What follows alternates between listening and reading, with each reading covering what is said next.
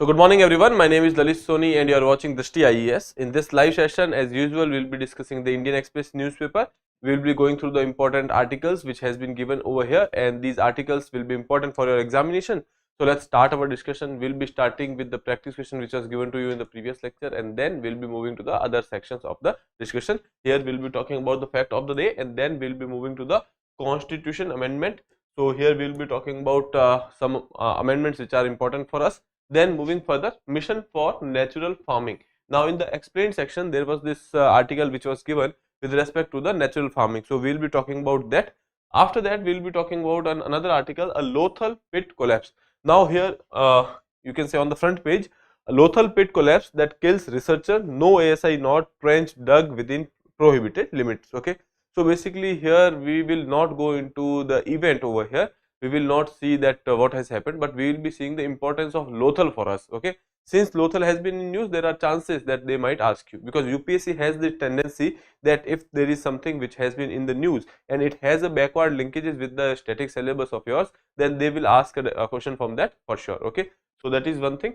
Moving further, wildfires, pollution, 1.5 million people dead from across the world. Okay, so we will be going through this data. We will also see what are the reasons and what this article has to say about wildfires. Okay, so this will be our discussion. Other than that, there will be 2 or 3 articles which are from the IR section. We will be talking about that, like when we are talking about the Australia has gone for the social media ban.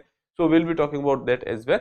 Okay, so there are certain things which we will be discussing. Okay, mostly our focus today will be on these 3 articles over here. Okay, other than that, for your own read, there will be 2 articles. One I'll try to explain if time permits, that is related to your secular and the socialist debate which was there. We have talked about that particular topic various times, so I'll give you a passing reference to that. And then there was this another topic with respect to the dinosaurs, which is interesting. If you have the interest in science and the biology, you can go through that particular topic. Okay, now looking at the front page here, you can see disquiet in the Congress over EVM blame. Every time after elections, you will see that EVM debate will be there. Okay, now when we are talking about the EVM debate, for us it is important that we study about EVM, VVPATs,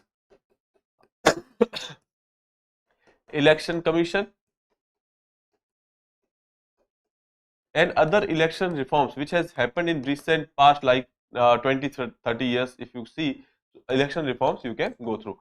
Other than that, when we talk about elections, Representation of People Act 1950 and 51 becomes important for you. So this is something for which you have to make a note and keep it aside, because every time election is there, these topics will come again and again. Okay, we have talked about EVMs, VVPATs, etc. during the 2024 elections time. We will try to go for it after some time, because repeating things will be not good for our lectures.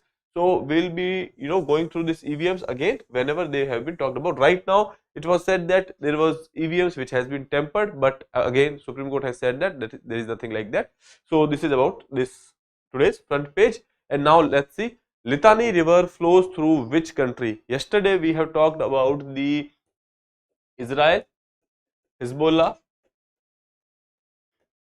ceasefire. Okay, and they have said that, like, if this is Lebanon, this is your Israel, this is Lebanon. So there is this river which is flowing like this. Okay, so this river is basically Litani river, and they have said that the Hezbollah will not go south of the Litani river. Okay, and this particular zone from the Israel's border until Litani river, this will be demilitarized, and only the Lebanon military will be there. Israeli military will retract from that, and Hezbollah will not go over there. Okay, so that was the treaty of ceasefire which was there. As a matter of fact, one day after the ceasefire, there was again one attack which has happened over there. Okay, anyways, option C would be your right answer, Litani river. Please remember this name of the river, because from the maps point of view, UPSC has asked questions related to the, you can say, locations worldwide. Okay, so that is about this particular question. Now let's move further. Before that, all the classes of Drishti IAS Mukherjee Nagar, which used to be conducted here in Mukherjee Nagar, will be now conducted in sector 15 Noida. Nearest metro station is sector 15. Okay, and when we are talking about the address, that is C171/2 block A sector 15 Noida. If you need any more information, you can call on this number, that is 9311906440, sorry 9311406440. So you can call on this number for any kind of inquiry. Other than that, there is a link which is given in the description. Okay, and you can go and fill a form so that you can receive a call back. Again, number is given over here, 9311406440. Sorry for my mistake. Now moving further, if we talk about when the batches are starting, so 9th of December Hindi medium batch will start and 12th of December English medium batch will start. Okay, now let's move further. Before that, if you have not subscribed the channel, please subscribe it. Now let's see.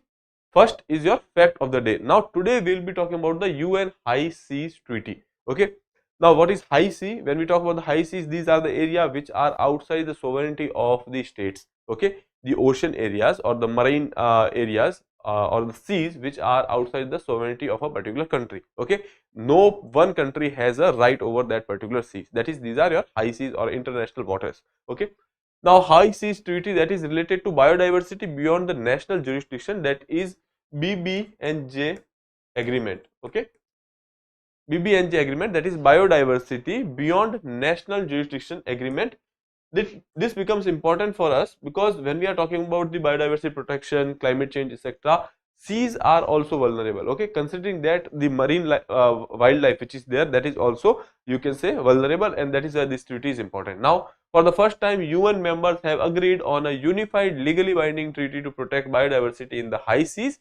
What is high seas? All the saltwater bodies across earth that aren't part of territorial seas or internal waters of the state. Okay, so basically, if a state does not have a sovereignty over here, or if any one state does not have a sovereignty over here, that means that these are your high seas. Okay, background, if we talk about the demand for an update from the framework to protect marine life in the high seas is about 20 years old. Okay, so since 20 years there is this you can say they are trying to go for a treaty on the protection of marine wildlife. Okay, so that is the background. Hold on a second.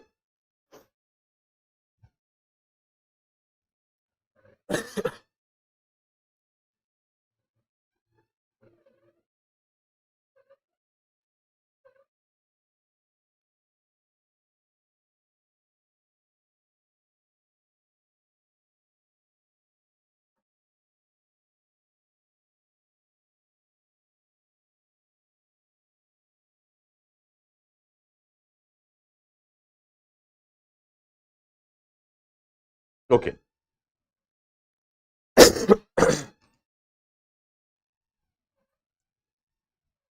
So we were talking about the UN high seas. There is some disturbance, so please bear with it. It will stop in a second or two. Okay. So we were talking about the background. As I told you that there has been these efforts which are going on since 20 years. Okay. Now looking at the next one, need to protect the high seas. Why do we have to protect the high seas? Only 1.2% of the high seas are currently protected. Now there is this target that we have to go for the protection of 30% of the you can say marine and the lands when we are talking about, or 30% of the marine ecosystem as well as the land ecosystem by 2030. Okay, but as of now only 1.2% is currently protected. Okay, moving further, you will be seeing that 10% of the global marine species are at the risk of the extinction because of the climate change. When we talk about the marine species, they are quite vulnerable because if there is a slight temperature rise, they will not be able to survive over there. If there is a slight rise in the acidity or the salinity of the water, that will disturb the marine wildlife. Okay, that is why. So when we are talking about the marine ecosystem, and for that protection, we need to go for the high seas treaty. Then high exploitation due to the commercial fishing, mining, acidification, and pollution. These are the reason. These are harming the marine ecosystem, and that is why we are going for the high sea treaty. Now the last international agreement on the ocean protection was UN clause. Okay, you must have heard about the UN clause, and that was signed in 1982. Now when we are talking about this particular, you can say, treaty, that is your UN high seas treaty. Now, what are the key features? So let's see. Create a new body to manage conservation of ocean life, established marine protected areas in the high seas, established ground for the conducting EIA environmental impact assessments for commercial activities in the ocean.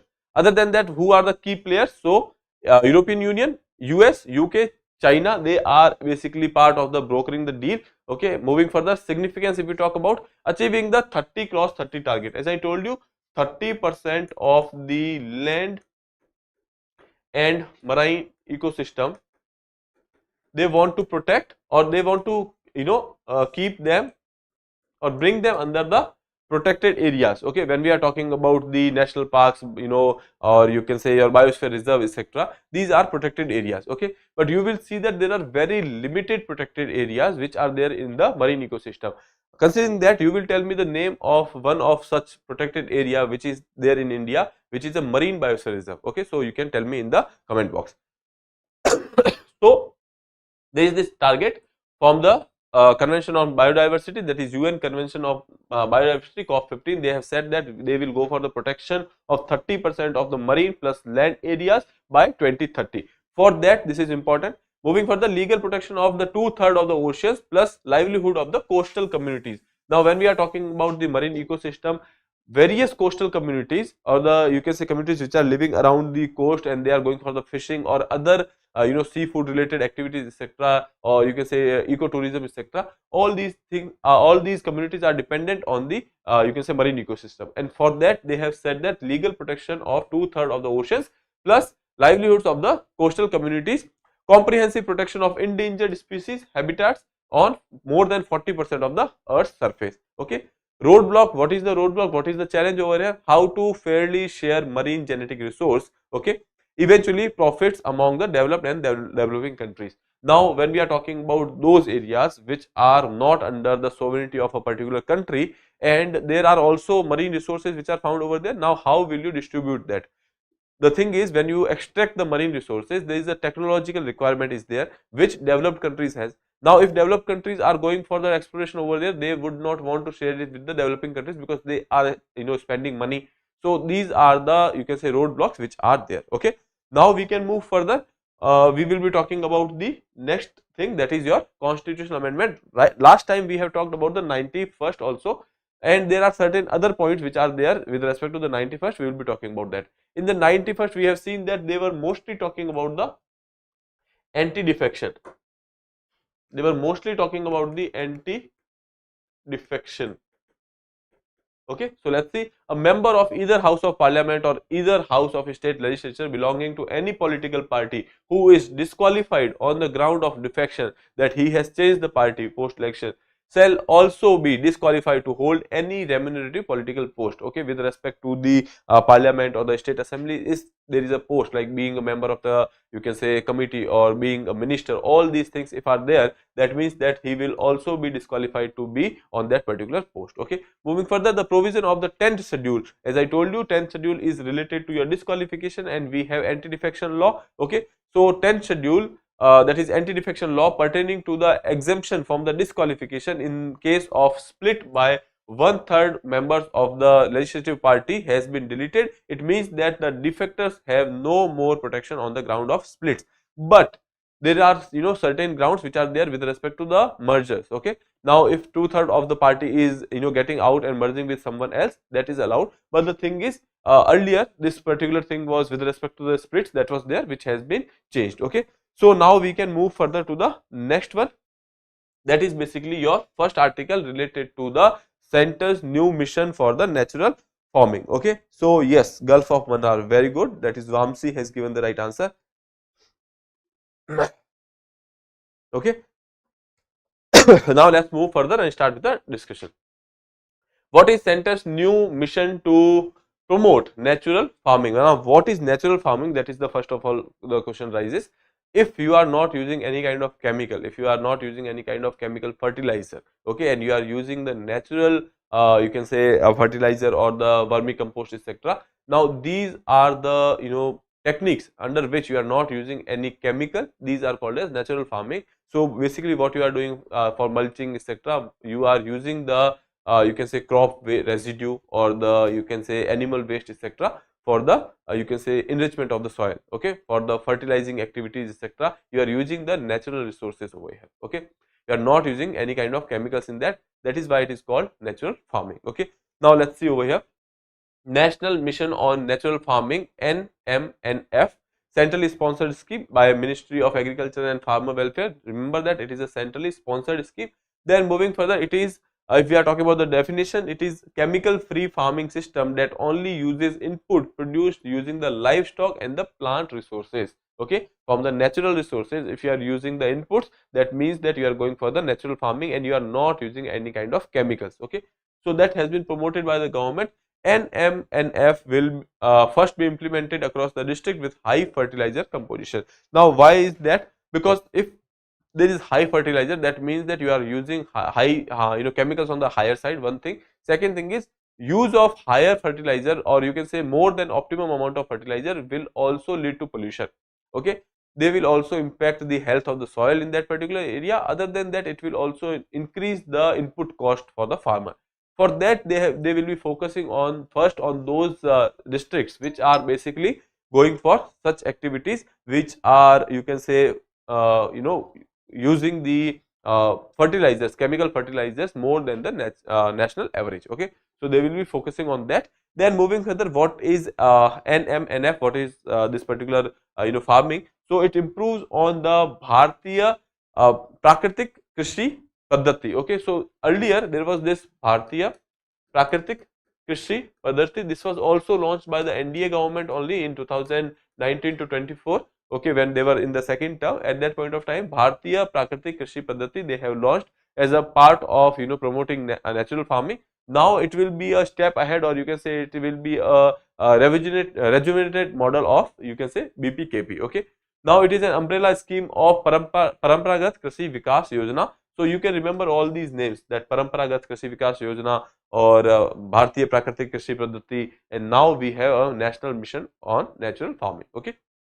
Now under National Mission on Natural Farming, around 2000 NF natural farming model demonstration farms will be set up, okay, under at your Krishi Vigyan Kendra or agriculture universities or farmers field, wherein trainings will be given to the farmers, okay. Those who are interested in natural farming, trainings will be given to those people, okay. Other than that, there will be 30,000 Krishi Sakhis which will be deployed for the awareness generation program, that why natural farming is better than the farming using the fertilizers, okay. Moving further, how has the new NDA government made a push for the natural farming? They have been trying for the start from the start also. Now overall area of 22 lakh hectare has been bought under the natural farming to date, with 34 lakh farmers engaging in the practice, okay. This is the data which you can use. That is there are 22 lakh hectare which are under the natural farming, and we are trying to increase it. We are trying that there should be more 7.5 lakh hectare more which are to be added, okay. Now 4 lakh hectare are under the BPKP, that is your you can say Bharatiya Prakritik Krishi Paddhati, sorry, and 88,000 hectares are under the Namami Gange. 17 lakh hectares are covered under the various state governments initiatives, okay.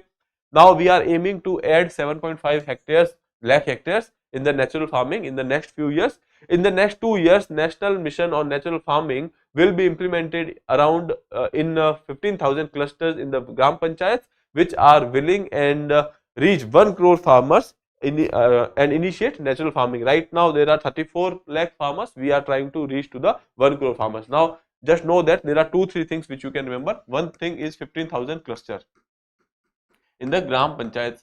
Second thing is they will be reaching to 1 crore, you can say, farmers.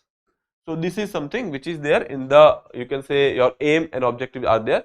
Now why I have a mission on the natural farming? How the latest initiative is different from the previous one? Previous one is your Bharatiya Prakritik Krishi Paddhati, and now this is the new one. So outlay is more, okay. That is one thing. The, you can say, the money the government is providing, that is more. Other than that, here you can say it is aiming to combat the excessive use of fertilizers and reduce the input cost. When we are talking about the natural farming, the idea behind it is to use the less and less fertilizer and reduce the input cost.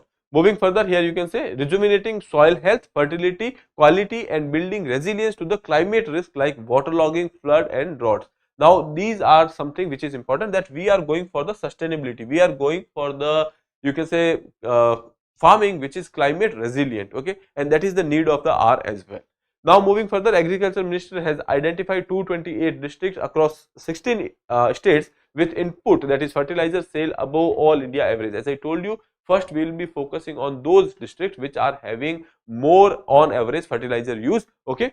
So right now when we are talking about the national average, that is 138 kg per hectare, that is the national average, and we have targeted those district, or the, you can say, those basically district across India which are having more than 200 kg per hectare as a, you can say, per capita use over there. So if there is a, you can say, fertilizer use which is more than 200 kgs, then that will be given a, you know, a priority in this particular scheme, okay. Now as I told you how it is different, so it will be having a high budget, or you can say higher budgetary outlay, target over 1 crore farmers, and to create an ecosystem for the sustainable natural farming in the country. Finally, this particular program aims to establish scientifically supported, common standard and easy farming friendly certification procedures for naturally grown chemical free produce, and it envisages a single national brand for naturally grown chemical free produce, okay. So they will be going for a brand, maybe Bharat brand. Earlier also you must have seen that Bharat fertilizer is there, Bharat rice is there, so there are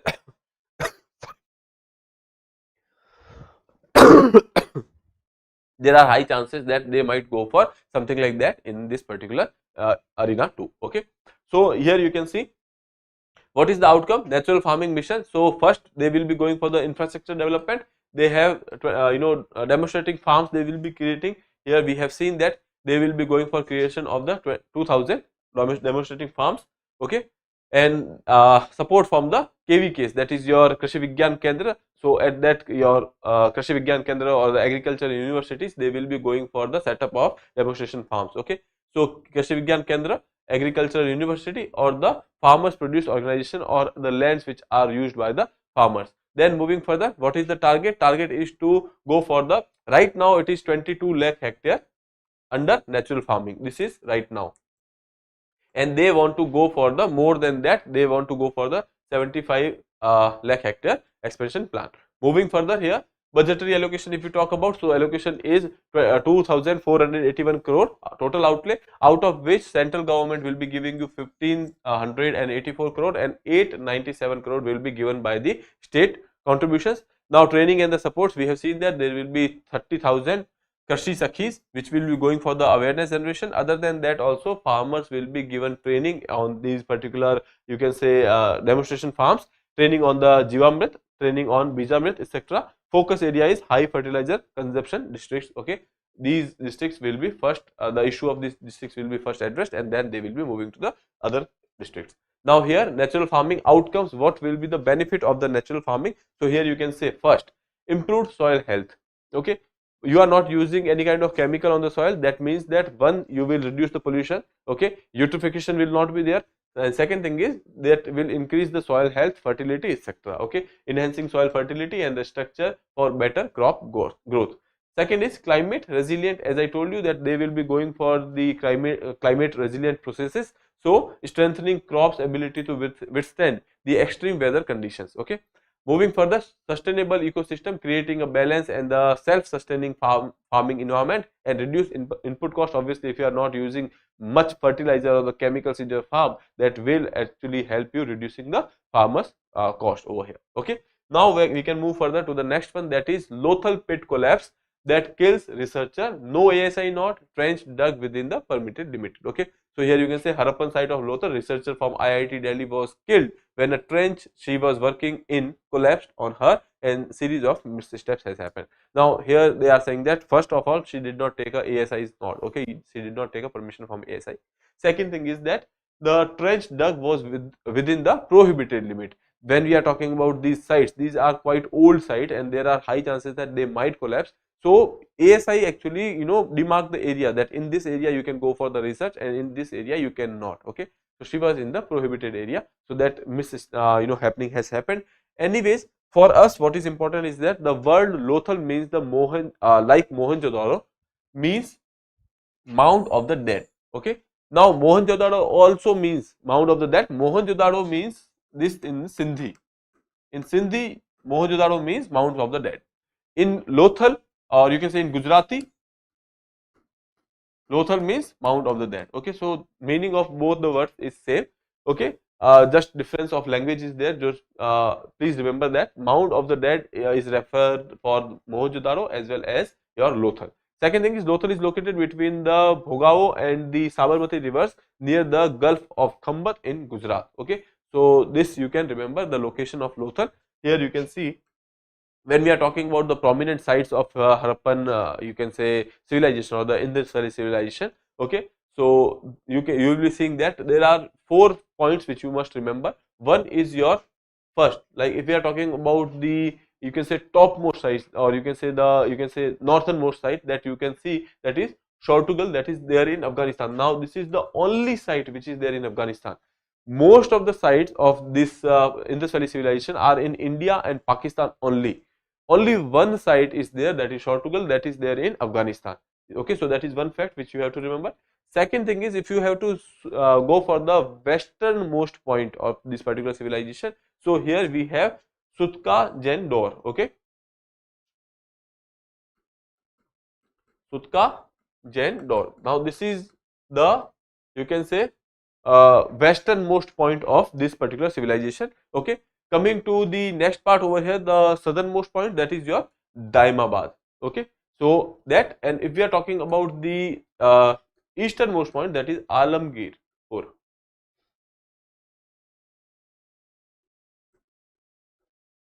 Okay, so this is something which you can remember. There are the 4 corners of this particular you can say civilization which you have to remember.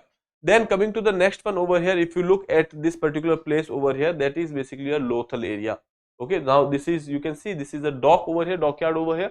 So Lothal is considered as the old city, old port city, or the dockyard was there in Lothal. Okay, other than that, there are certain important sites which I can, you can say name it for you. That is, one is your Mohenjo-daro, which is important for you. Second is Harappa, which is also important to you.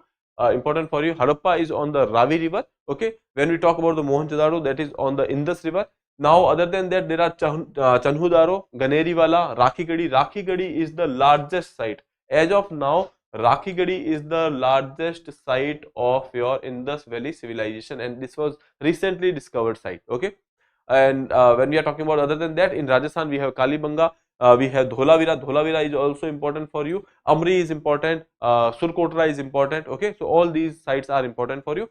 Now coming to the next one, next is basically about Lothal. We will be talking about certain things. Lothal's dockyard, a rectangular basin built with the baked bricks, highlighted in maritime significance. So that is one thing. There was a dockyard that is important for you.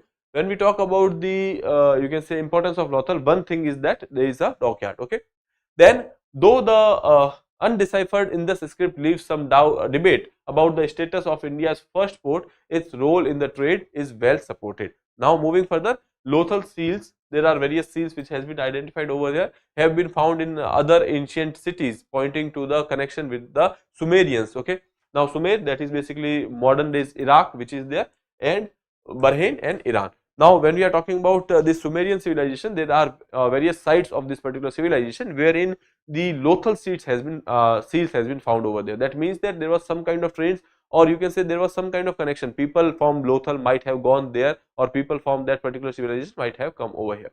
Then moving further, beads made of semi-precious stone, terracotta and the gold were highly valued, and Lothal bead makers were renowned for their craftsmanship. Okay, so this is about your Lothal. Okay, that was a dock, that was a bead making site as well, and other than that, they had the connection with the Sumerians as well. Okay, so this is about Lothal. Now we can move further to the next one, that is over 1.5 million dies around the world each year from wild or bush fires pollution, says Lancet study. Okay, about 25.5 lakh deaths in India between 2000 to 2019 could be attributed to this. Okay, China tops the list. Now maximum deaths with your bushfires etc., that is China. Then in India, we have seen that there are 25.5 lakh, nearly 25 lakh people died because of the bushfire in last 20-24 years. Okay, So here you can say pollution caused by the landscape fires, including the incidents like agricultural burning in the northern India during winters, could have claimed more than 1.2 lakh deaths in India every year on average in 20 years period between 2000 to 2019. Now they are saying that because of the forest fires, people are dying. Now that is not directly that there was a fire and people was caught up into that. That is not like that. But because of the fire, there are implications, there are pollutions because of which that is impacting the health of the people, and ultimately these people are dying. Okay, so that is one thing. Now agriculture burning is just one type of the landscape fire contributing to the air pollution. The study covers all kind of fires in any natural or the cultural landscape, like fires in forest, grassland, vegetated areas, or the wildfires. Okay, so you must have recently heard about the Amazon fires. That was quite in news. So please keep a tap on that as well. You can go and see the area of Amazon, in which country it has the most. Brazil is the country. Most of the Amazons are there in Brazil. Okay, and when we are talking about the Amazons, these are basically there in the South American continent. Okay, now in this 20 years period, about 25.54 lakh death in India could be attributed to the respiratory or the cardiovascular diseases caused by the air pollution induced by these kind of fires. The study said China had the largest number of such casualties during this period. Democratic Republic of Congo, India, Indonesia, and Nigeria, they are actually following the China. Okay, so India is the third country which is having such kind of losses. China is the first one, and then Congo. So China, Democratic Republic of Congo, then India, then Indonesia and Nigeria. Okay, so this is about some fact which is important for you to remember, that for the first time the actual death risk from the wild or bush fires, particularly from PM 2.5 matter released during the process. The flames and the heat from the landscape fire can kill people near the fire areas. That is the that is obvious thing. If there is a flames and the heat which is there in the nearby area of the wildfire, that will kill. Other than that, also the kind of emissions which are there because of the such fires, that will lead to the respiratory and the cardiovascular diseases. Okay, now we can move further.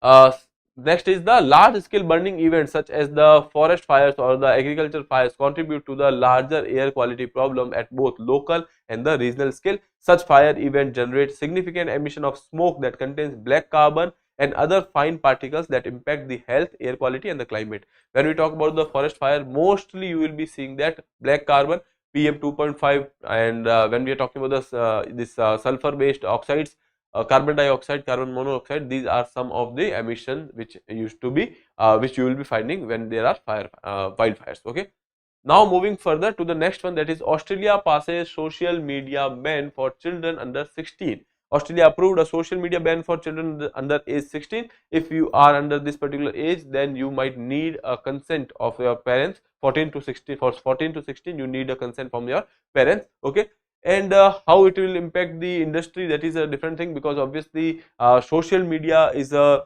big market right now. When we are talking about the kids sector, you will be seeing that most of them, they are always on the phone. Okay, and because of which you will be seeing that the physical activity has reduced to merely, or you can say almost no one, they are going outside, no one is going outside the houses because of the phone. That ultimately you can say impact your physical strength. Then moving further, one of the toughest regulation targeting the big tech companies. So that is one thing. So obviously these companies are not very happy about it. Now here, the owners of the Meta to TikTok to stop the minors logging in or face fine up to 49.5 million as Australian dollar they are talking about. In US dollars, if you talk about, that is 32 million US dollars. So basically they are saying that if you are not going for such kind of steps, if you are not making any kind of provisions like that, there will be a fine, that is 32 million US dollars. Then the social media minimum age bill sets Australia up as a test case for a growing number of the government which has legislated or said that they are planning to legislate on the age restriction on social media amid concerns about its mental health impact on the young people. So Australia is not only the one, there are other countries which are also going for similar things, and if not yet, then they will be going for that. Okay, so here you can say France and some US state has passed law to restrict the access for minors without a parent's permission. That is one thing. Then Australia ban is absolute. A full under 14s ban in Florida is also there. Okay, so Florida, Australia, France, USA, these are going for some kind of restriction over there. Okay. Okay. Then moving further, the ban could, however, strain Australia's relation with key allies like USA, where ex-honor Elon Musk, a central figure in the administration of the president-elect Donald Trump. So recently, you must have seen that the owner of the social media platform, that is X, or former Twitter, okay, that is Elon Musk. He is part of the administration of the Donald Trump's government, and if there is a country who is going for social media ban, and that is impacting X as well. So there might be a possibility that they might not have a very cordial relation with the USA, because he is part of the administration now. So that is that the ban could have strained the Australia's relations with the USA. So that for we will be seeing in the future what happens. Now moving further, Israel-Hezbollah trade accusations of truce violations, tank fire near borders. So as I told you during the discussion of the practice question, that they have gone for the ceasefire, but such activities has already been started. They have said that some of the tanks were coming towards the south of the Litani river, and that is why they have actually fired a you can say they have gone for the violations of this. Okay, so this is something which is just a passing reference. Now moving further, Supreme Court to hear petition today against the Sambal Mosque survey. We have already talked about this, Places of Worship Act, etc. So Supreme Court will be hearing the issue. We will be waiting for the decision, and after that we will be talking about that. Okay. So if you are interested, go through this. Otherwise, you don't have to worry about this particular issue. Okay. Then please, if for your exams point of view, this thing is important. Places of Worship Act. Okay. So you can go through this. Now moving further, secular, socialist, secular in preamble. We have already seen that this particular debate, we have seen that recently it was challenged in the court that these words should be removed from the constitution, because they have been given retrospective effect. One thing. Second thing is that they are imposing a particular kind of ideology. When we are talking about the socialism, so they are saying that the socialism is a particular kind of economic ideology which is imposed by the then government, because they were believing in that, or you can say this is because of the emergency time era. So that is also some concern has been put in front of the Supreme Court to remove these words. But Supreme Court has said that these are the basic structure. These are the part of the basic structure. They cannot be removed. Second thing is the Parliament has power to go for the amendment in the Constitution under Article 368. And after that also, when we are talking about this is the words like socialist and secular, they were added in the 42nd Constitution Amendment Act, that is 1976. And after that there was the 44th Constitution Amendment Act was also there. Okay, at that point of time, earlier this was known as the 45th Constitution Amendment Bill. Later on it became an act that the number was changed then, that is 44th. So during the discussion of the 45th Constitution Amendment Bill, they have actually discussed these 42nd provision as well.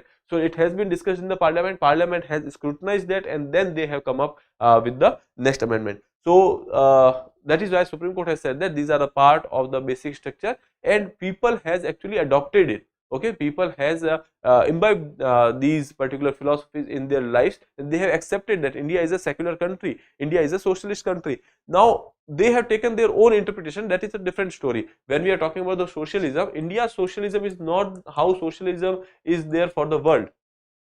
For us, socialism means welfare state, and that is given in the DPSPs, that India will be a welfare state, India will be working for the betterment of the people. So that is the interpretation of socialism for India. That is not an economic ideology. That is just that we are welfare state. Okay. Other than that, when we talk about the word secular, secular word is also having a different interpretation than the Western meaning of the secularism. Western meaning says that there is a watertight compartmentalization between religion and the state. But in India that is not the case. Religion can also interfere in the state can also interfere in the religion as and when needed. If some provision of the a particular custom which is going against the constitution, state will make sure that that is that has been washed away. Okay, so like sati was something which is against the values of the constitution, though that was actually earlier, or you can say that was removed. Or let's say the recent example, that is untouchability. Untouchability was a practice which was there. Okay, and they have seen that that practice is not very, going along with the constitutional values, and they have actually made it unconstitutional.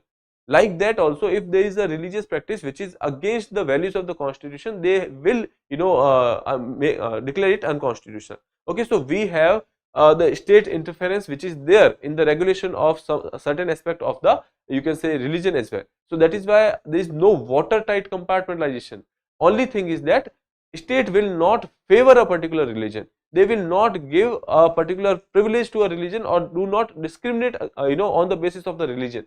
That is there in our secularism, but there is no watertight compartmentalization that state cannot interfere in the religious matters. Okay, so that is there. That is exactly why there is a Places of Worship Act. Okay, wherein if there is an issue, then people are going to the Supreme Court. What is Supreme Court? Supreme Court is an organ of the state. Okay, so that is why the secularism and the socialism which are mentioned in the preamble, they are altogether, they are not Western concept, they are our own concept which has been adopted as per our own needs. Okay, so that is given in this particular discussion. Moving further, learning about the dinosaurs from fossil dung, you can actually go through this article, that is for your own read. Okay, with that we will be moving to the last part, that is a practice question for you. So let's see. Where is Lothal located? Near the Indus River in Pakistan, between the Bhagao and the Sabarmati River in Gujarat, on the banks of Ravi River, near Ganga River in Uttar Pradesh. Okay, so you can attempt this question and answer to me in the comment box. With that, I would like to take your leave. I will be moving, meeting you in the next session. Till then, have a good day. Thank you, and please subscribe the channel. Okay, thank you.